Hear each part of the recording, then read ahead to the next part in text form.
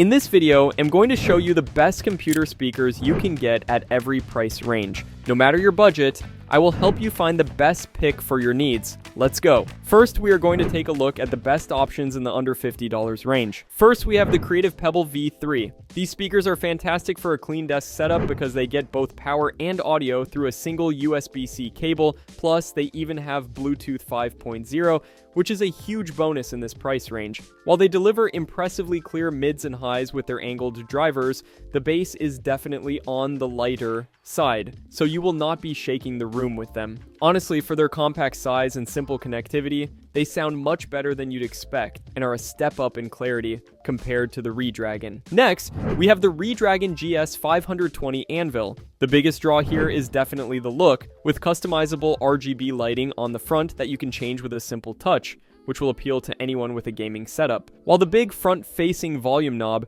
is super convenient for quick adjustments, the actual audio quality is just average and feels a bit hollow, especially when you listen to them right after the Creative Pebbles. Be aware that these also require two connections, a USB port for power, and a separate 3.5mm jack for audio, making for a bit more cable clutter. Finally, we have the Logitech Z407. These speakers stand out because they let you connect a device with a standard audio cable and up to 2 other devices via Bluetooth, and you can easily switch between them. With 10 watts of peak power, they get louder and have a noticeably richer, low-end sound than the other two on this list, but they do require their own AC power adapter, which will take up an outlet. Their tall vertical design might not fit under every monitor, but the build feels solid, and the addition of a front-facing headphone jack makes them a really versatile and practical option. Next, we're going to take a look at the best options in the $50 to $100 range. First, we have the JBL 104BT.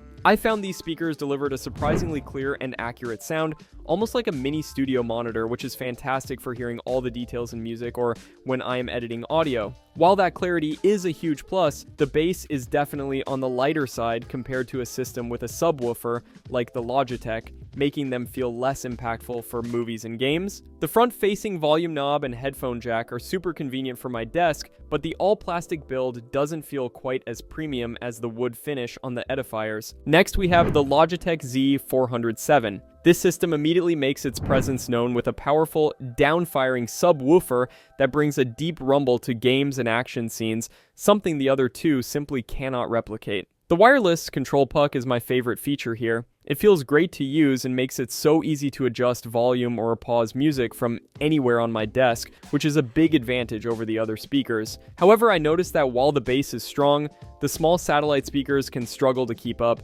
leaving the mid-range sounding a bit thin and less detailed than what I heard from the Edifier or JBL. Finally, we have the Edifier R1700BT. I was really impressed by the warm, full, and balanced audio from these classic bookshelf speakers, offering a much more pleasant and room-filling sound for music than the other two options. The wood-style finish looks fantastic on a desk and feels much more substantial than plastic, and the included remote is a very nice touch for a speaker at this price. The biggest trade-off for me is that this specific model lacks any Bluetooth connectivity, and the volume and tone controls are on the side of the right speaker, making them less convenient to access than the front controls of the JBL or the wireless puck of the Logitech. Next, we are going to take a look at the best options in the $100 to $200 range. First, we have the Audio Engine A1. These speakers deliver an exceptionally clean and detailed sound for their size, packing 2.75-inch aramid fiber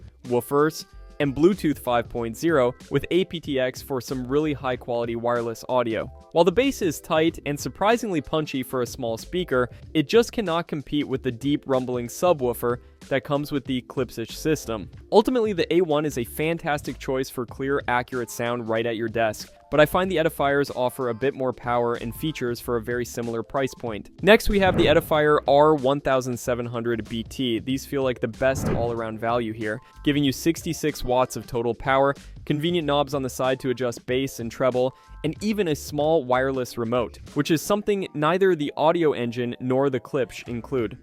The Bluetooth connection is solid for casual listening, but it lacks the higher quality aptX codec found on the A1, and their bass, while full, is more of a polite bookshelf speaker punch than the seismic slam of the Klipsch. With their smart, upward angle design pointing the sound right at my ears, these offer a powerful and flexible listening experience that feels perfectly balanced for music, gaming, and general use. Finally, we have the Klipsch ProMedia 2.1. This system is all about that bass, with a separate 6.5-inch subwoofer delivering a massive low-end punch that is THX certified and reaches all the way down to 31 Hz. The downside is a total lack of Bluetooth, which feels very dated compared to the wireless freedom of the Edifier and Audio Engine, and I noticed the satellite speakers can sound a little less refined in the highs compared to the smoother A1. If you want a system that will shake your room during games and movies and care more about powerful immersive sound than wireless features or perfect musical balance,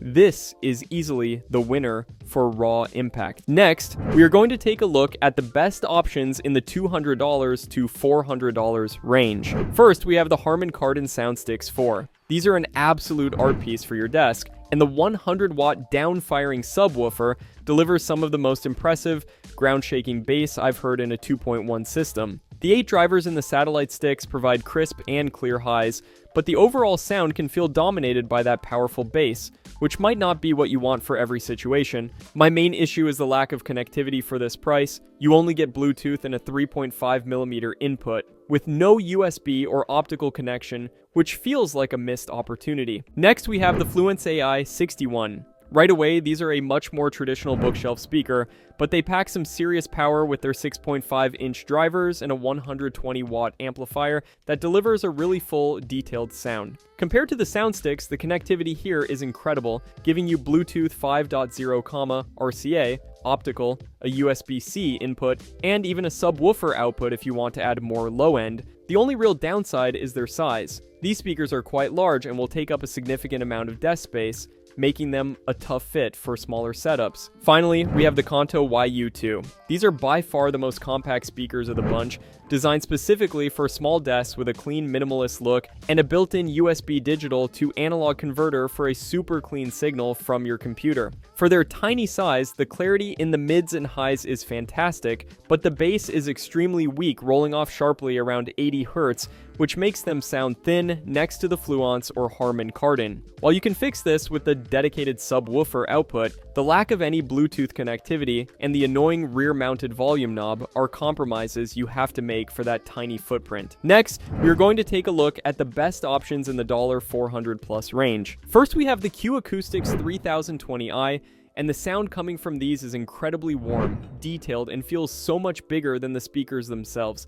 The big catch here, and it is a major one for a computer setup, is that these are passive speakers, so you absolutely must buy a separate amplifier to power them, which adds to the cost and desk clutter unlike the other two options. So while they offer phenomenal audio fidelity that's perfect for enjoying music, their need for extra gear makes them much more of a project than a simple plug-and-play solution. Next, we have the Audio Engine A2 Plus Wireless, and these are basically the perfect size for any computer desk. Plus, they are already powered, so you can just plug them straight into the wall and your computer. Their connectivity is fantastic for a desk setup, offering Bluetooth, direct USB audio, and standard analog inputs, making it super easy to get them running in minutes. While the sound is impressively clear and detailed for something this small, you will notice the bass is a bit light, lacking the oomph you might get from the larger KEF acoustics or the more expensive KEFs. Finally, we have the KEF LSX II LT, and these are truly in another league,